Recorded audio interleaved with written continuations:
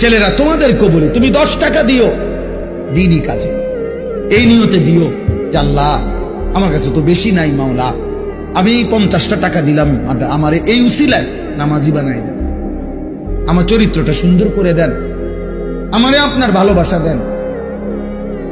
এতটুকু তো ভাবা উচিত তুমি ছেলে যে আল্লাহ আমি কেমন বান্দা আপনার, আমার একটু নামাজ পড়তে মন চায় না, আমার অন্তরটার মধ্যে আপনার ভয় আসে না কেন, আমি কেন সেজদা দিতে চাই না। কিরে ভাই, তোমার বাবা মুসলমান, তোমার মা মুসলমান, তোমার দাদা দাদি মুসলমান, তোমার সৃষ্টিকর্তা আল্লাহ, তোমার নবী মুহাম্মদুর রাসূলুল্লাহ সাল্লাল্লাহু আলাইহি ওয়াসাল্লাম, তোমার ধর্মের নাম ইসলাম, তোমার কিতাবের নাম কোরআন। তুমি জন্ম থেকে জানো তুমি মুসলমান, যেদিন থেকে তুমি বুঝ হইছে সেদিন থেকে কত লক্ষবার শুনছো তুমি মুসলমান। তোমার জিগাইলেও তো তুমি কও মুসলমান, তোমার পরিচয় লিখতে গেলেও তো তুমি ধর্মের পাশে লেখো তোমার ধর্ম ইসলাম।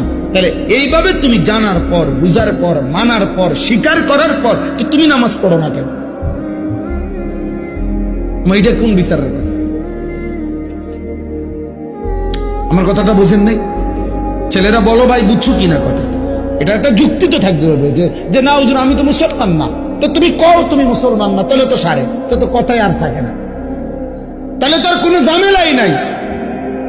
তুমি এটা বলো এখানে দাঁড়াইয়া যে হুজুর আসলে আপনি ভুল বুঝছেন, আমি এরকম হয়েছে তাবলীগের কাজে গেছি, দাওয়াত গত বছর দিনাজপুর হোসেন ভাই খুলনা তো, হ্যাঁ দাওয়াত দিয়ে সারছি, শুনছে 20 মিনিট কথা বলার পরে ওরা 3 ছেলে আমার বলতে হুজুর আমরা তো হিন্দু,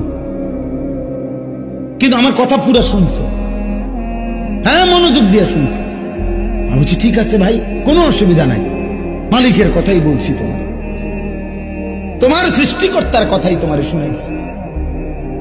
সেই দিন এক মাওলানা সাহেব রংপুর থেকে খবর পাঠাইছেন যে একটা মাহফিলের ডেট দিতাম কেন এত দরকার হইল, উনি বলছেন যে এক ওই বাজারের হিন্দু ছেলে, ওর কথা হইল হুজুর, এই হুজুর রে দাওয়াত দেন।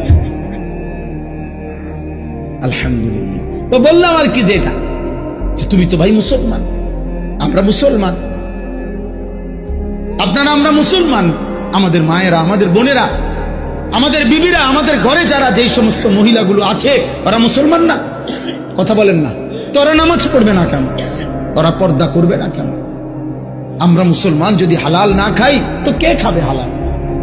আমরা যদি হারাম না ছাড়ি তো ছাড়বেটা কে? সুদ যদি হারাম আমরা মনে না করি তো কার জন্য